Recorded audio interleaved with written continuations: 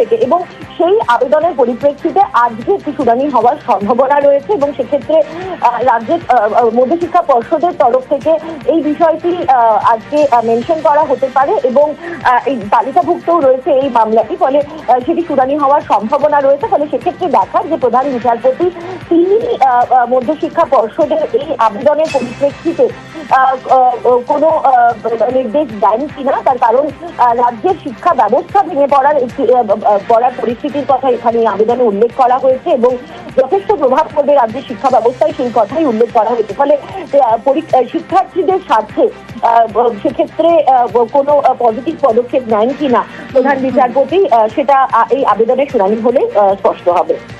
ধন্যবাদ।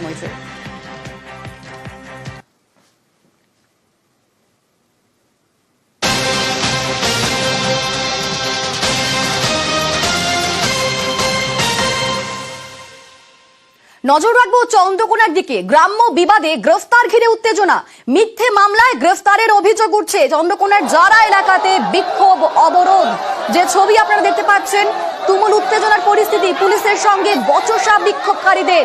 চন্দ্রকোনায় রাজ্য সড়ক অবরোধ, ক্ষীরপাই আরামবাগ রাস্তায় অবরোধ, সকাল থেকে অবরোধে থমকে যান চলাচল। আর পুলিশ যখন সেখানে যায় রীতিমতো সেখানে বিবাদে জড়িয়ে পড়েন পুলিশের সঙ্গে বিক্ষোভকারীরা। তবে কি নিয়ে গন্ডগোলের সূত্রপাত?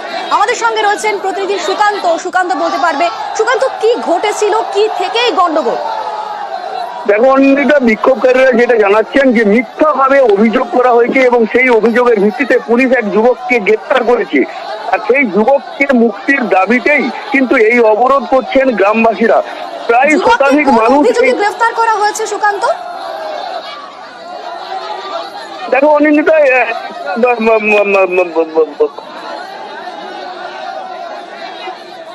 সুকান্ত শোনা যাচ্ছে? আমরা পরবর্তীতে আবারও যোগাযোগ করব সুকান্তর সঙ্গে। তবে যে ছবি আপনাদের দেখাচ্ছি, পুলিশের সঙ্গে রীতিমতো বচসা বাঁধে বিক্ষোভকারীদের।